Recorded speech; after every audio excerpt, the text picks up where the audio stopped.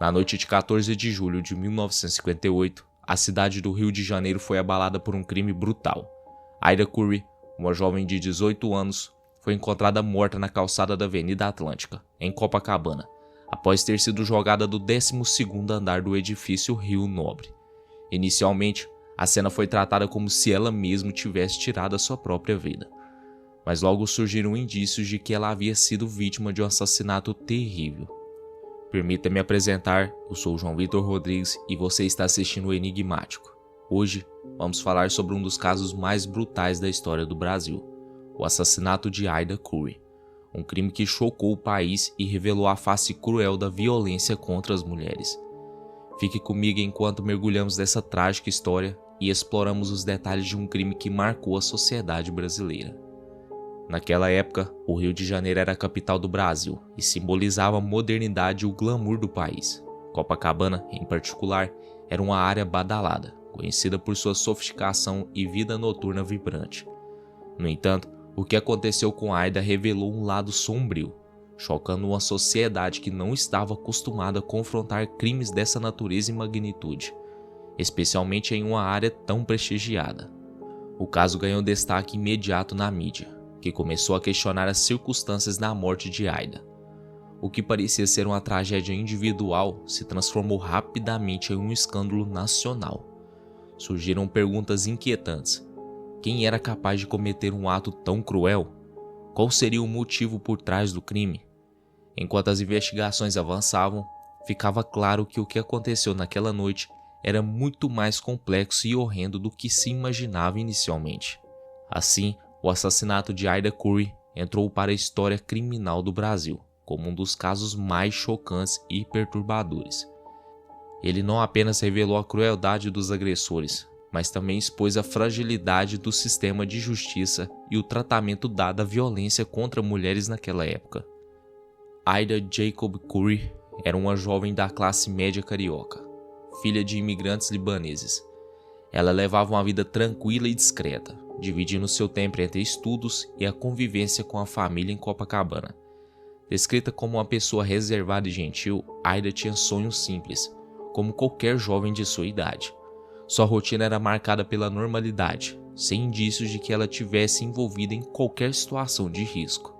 Na tarde de 14 de julho de 1958, Aida saiu de casa para uma caminhada pela Avenida Atlântica, em uma atividade comum, algo que ela costumava fazer em seu tempo livre. Foi durante esse passeio que ela se cruzou com Ronaldo Guilherme de Castro, um jovem de 20 anos, que estava acompanhado de seus amigos Antônio, mais conhecido como Batata, e o zelador do edifício Rio Nobre. Os três estavam na praia de Copacabana e decidiram abordar Aida. Ronaldo e seus cúmplices atraíram Aida para o edifício com promessas enganosas. O que Aida não sabia é que estava prestes a se tornar vítima de um ataque cruel. Eles a levaram ao prédio com a intenção de abusar dela. Aida resistiu com todas as suas forças, mas foi brutalmente agredida e não conseguiu escapar do destino que esperava naquela noite. O crime que se desenrolou a seguir foi uma demonstração da brutalidade que a sociedade carioca não estava preparada para enfrentar. Aida Curry foi levada à força para uma situação terrível, sem que ninguém ao seu redor pudesse ajudá-la. O ataque a Aida Curry no edifício Rio Nobre foi de uma violência extrema. Após ser levada ao prédio contra sua vontade, ela foi brutalmente agredida por Ronaldo e Antônio. Eles tentaram abusar dela, mas Aida lutou com todas as suas forças. Sua resistência fez com que os agressores ficassem cada vez mais violentos, e a situação saiu do controle. O que começou como um plano sórdido se transformou em uma sequência de atos cruéis que culminaram na decisão de jogá-la do prédio. No auge da violência, os agressores perceberam que não conseguiriam subjugá-la facilmente e temeram que seus atos fossem descobertos. Decidiram então tomar a medida mais extrema para silenciá-la. Eles a carregaram até a beira da sacada e, em um ato de desespero e brutalidade, a lançaram do 12º andar do edifício. O corpo de Aida despencou e se chocou violentamente contra a calçada da Avenida Atlântica. O barulho da queda e os gritos que a antecederam chamaram a atenção de pedestres e moradores da região. A polícia foi acionada e chegou ao local rapidamente. A cena sugeria inicialmente como um ato de ceifar a própria vida, mas a perícia logo apontou sinais de violência física que indicavam uma outra realidade. Aida não havia sido jogada, ela havia sido empurrada para a morte. O impacto do crime foi imediato e aterrorizante. Uma jovem, aparentemente escolhida ao acaso, fora submetida a um ataque horrendo e jogada de um prédio em uma das áreas mais movimentadas do Rio de Janeiro. A brutalidade do ato chocou a cidade e logo atraiu a atenção nacional, transformando o caso em um símbolo de violência e crueldade que muitos não queriam acreditar ser possível. A investigação do caso Aida Curry começou com a polícia tentando entender o que realmente havia acontecido naquela noite. Inicialmente, alguns pensaram que a queda poderia ter sido um ato de encerrar a própria vida, mas a perícia revelou evidências que apontavam para um ato criminoso. Marcas de agressão no corpo de Aida, incluindo hematomas e sinais de lutas, indicavam que ela havia sido violentada antes de ser jogada do edifício. Isso mudou completamente o rumo da investigação, agora focada em encontrar os responsáveis pelo assassinato. Depoimentos de testemunhas foram fundamentais para desvendar o que ocorreu. Moradores e pedestres revelaram ter visto Aida sido levada ao prédio contra sua vontade. O porteiro do edifício Rio Nobre confirmou a presença de Ronaldo Guilherme e Antônio, o Batata, no local na noite do crime. As descrições e relatos permitiram que a polícia identificasse e localizasse os agressores. Ronaldo Guilherme foi o primeiro a ser preso. Durante o interrogatório, ele tentou minimizar seu papel no crime, alegando que não havia planejado matar Aida. No entanto, as evidências apontavam para um ataque premeditado e uma tentativa desesperada de ocultar o crime, jogando-a do prédio.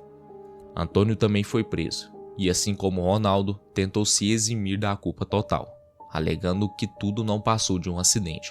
No entanto, a versão dos agressores não condizia com os fatos. A investigação revelou um cenário perturbador. Aida foi abordada de uma forma predatória e levada para uma armadilha mortal. A intenção inicial dos agressores era abusar dela, mas diante da resistência de Aida, eles optaram por uma solução drástica e fatal. A polícia ainda apurou o envolvimento do zelador, que facilitou o acesso dos jovens ao prédio, tornando-se cúmplice do crime. O caso rapidamente ganhou a atenção da mídia, que trouxe à luz a crueldade do ato e a necessidade de justiça. A brutalidade da morte de Aida Curry tornou-se um exemplo do tipo de violência que muitas mulheres enfrentavam, mas que raramente recebia a devida atenção das autoridades e da sociedade. Agora, todos estavam assistindo, esperando que os culpados fossem levados à justiça. Com os suspeitos presos, detalhes sórdidos do crime começaram a emergir. Ronaldo Guilherme de Castro, de 20 anos, era visto como o mentor do ataque. Ele vinha de uma família de classe média alta e até então não tinha histórico criminal. Antônia, o Batata, seu cúmplice, também fazia parte da mesma classe social e era conhecido como alguém que seguia a liderança de Ronaldo. O zelador do edifício Rio Nobre, embora em uma posição social inferior, colaborou ao crime, permitindo que os jovens levassem Aida ao prédio sem interferir. Durante os interrogatórios, os suspeitos confessaram parte do crime, mas tentaram minimizar seus atos. Ronaldo alegou que tudo havia começado com uma brincadeira e que não tinha intenção de matar Aida. Antônio, por sua vez, tentou se esquivar de responsabilidades, afirmando que apenas seguiu as ordens de Ronaldo. No entanto, as provas e os depoimentos de testemunhas pintavam um quadro muito diferente. Os jovens haviam planejado o ataque e, quando Aida resistiu, optaram pela violência extrema. A investigação revelou que os jovens estavam à procura de uma vítima naquela noite. Então encontraram Aida, que estava sozinha. O que começou como uma abordagem abusiva rapidamente escalou para um ato de violência incontrolável. Ao perceberem que não conseguiriam o que queriam sem chamar atenção, decidiram eliminar a testemunha do crime de forma brutal. O envolvimento do zelador foi esclarecido como um ato de conivência e omissão. Ele facilitou o acesso dos agressores ao edifício e não interveio quando os jovens levaram Aida à força para os andares superiores. Essa colaboração foi fundamental para o desenrolar do crime e evidenciou uma rede de cumplicidade que permitiu a violência sem resistência imediata. A sociedade ficou perplexa ao descobrir que os jovens de classe média alta, como Ronaldo e Antônio, podiam ser responsáveis por um ato tão bárbaro. Este fato levantou questão sobre os valores morais e o comportamento da juventude daquela época, além de trazer à tona debates sobre a impunidade para crimes cometidos por pessoas de classes mais favorecidas. O caso de Aida Curry provocou uma enorme comoção e atraiu a atenção da mídia de todo o país. Os jornais cariocas dedicaram manchetes diárias ao crime, detalhando os fatos, os envolvidos e as revelações das investigações. O tratamento sensacionalista dado pela imprensa trouxe o caso para a consciência coletiva, transformando-o em um símbolo da violência contra as mulheres e da crueldade que podia se esconder por trás de rostos aparentemente comuns. A exposição midiática levou a debates acalorados sobre a segurança nas cidades, a proteção das mulheres e a questão da impunidade. Muitos se perguntaram como jovens de classe média, sem histórico criminal aparente, podiam cometer um crime tão horrível. O fato de Aida ter sido atacada em uma área pública e movimentada como Copacabana adiciona uma camada de temor à população, que se sentia insegura mesmo nos bairros mais sofisticados da cidade. Além disso, o caso trouxe à tona discussões sobre o papel das mulheres na sociedade e a violência a que estavam sujeitas. Nos anos 1950, o tema da violência de gênero era pouco discutido publicamente, e crimes contra mulheres eram muitas vezes desvalorizados ou tratados de forma sensacionalista, sem um olhar crítico sobre as causas subjacentes. O assassinato de Aida Curry fez com que a sociedade começasse a olhar com mais seriedade para esses problemas, embora ainda houvesse um longo caminho a percorrer. O clamor popular por justiça foi imediato e intenso. Manifestações e protestos ocorreram, exigindo uma punição exemplar para os envolvidos. A pressão fez com que as autoridades agissem de forma mais rápida e rigorosa. Uma resposta que muitos acreditavam ser influenciada pelo temor de que a sociedade perdesse a confiança no sistema da justiça. A notoriedade do caso tornou-se um catalisador para a mudança, obrigando a sociedade a enfrentar temas difíceis e reconhecer a necessidade de proteger mulheres e punir crimes com severidade.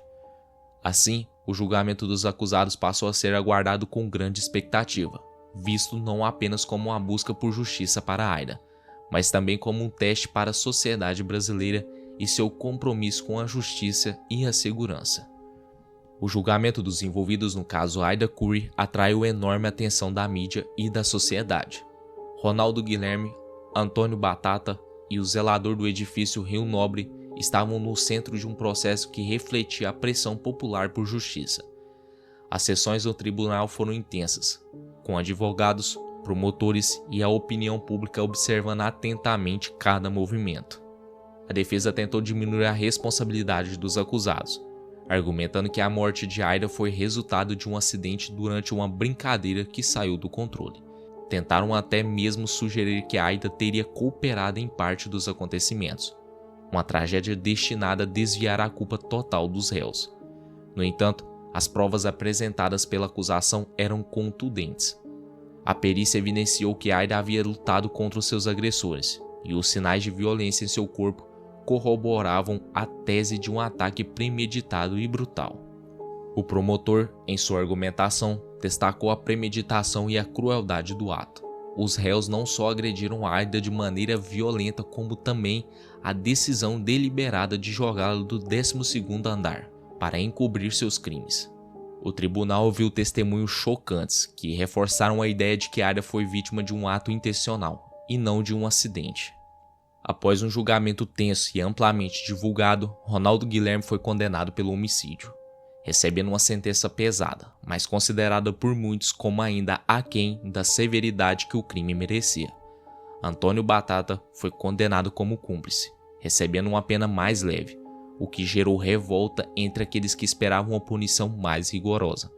O zelador foi condenado por seu papel de conivência, mas também com uma pena menor, sob a alegação de ter sido um facilitador e não um autor direto do crime. O veredito, embora representasse uma vitória parcial para a justiça, deixou um gosto amargo na sociedade.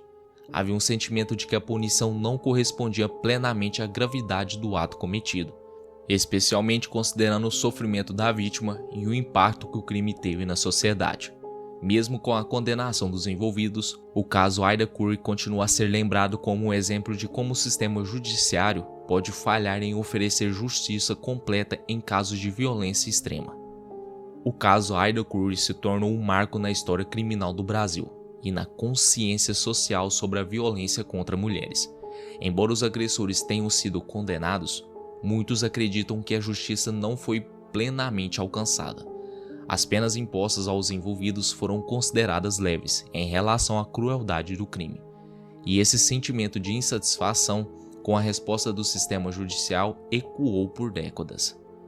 A cobertura midiática intensa ajudou a despertar a sociedade para a gravidade dos crimes de gênero e a necessidade de discutir e enfrentar a violência contra as mulheres. Naquela época, esses crimes eram frequentemente minimizados ou silenciados, mas a brutalidade da morte de Ida tornou impossível ignorar o problema. Ela se tornou um símbolo involuntário da luta por justiça e por direitos, representando as vítimas de uma sociedade que, muitas vezes, não dava devida importância à segurança e ao respeito das mulheres. O impacto do caso também se refletiu em debates sobre segurança urbana. A ideia de que um crime tão horrível pudesse ocorrer em um bairro de elite como Copacabana e em um local público abalou a percepção de segurança da população. Isso levou a um aumento nas discussões sobre as necessidades de proteger os cidadãos em todos os ambientes e de melhorar as respostas das autoridades a crimes violentos. A memória de Ida Curry continua viva como um lembrete sombrio das falhas do sistema de justiça e da sociedade em proteger as vítimas. Sua história é contada em livros, programas de televisão e debates acadêmicos, servindo como um alerta contínuo sobre a importância de abordar a violência de gênero com seriedade e urgência. Décadas depois, a tragédia de Ida Curry permanece um símbolo da luta pela justiça e pelos direitos das mulheres. Seu nome é lembrado como um grito por mudança, uma lembrança dolorosa da necessidade constante de buscar um mundo mais seguro e justo para todos. Através de sua história, a sociedade foi forçada a encarar seus próprios demônios e a reconhecer que a justiça verdadeira é um objeto que exige vigilância e ação constante.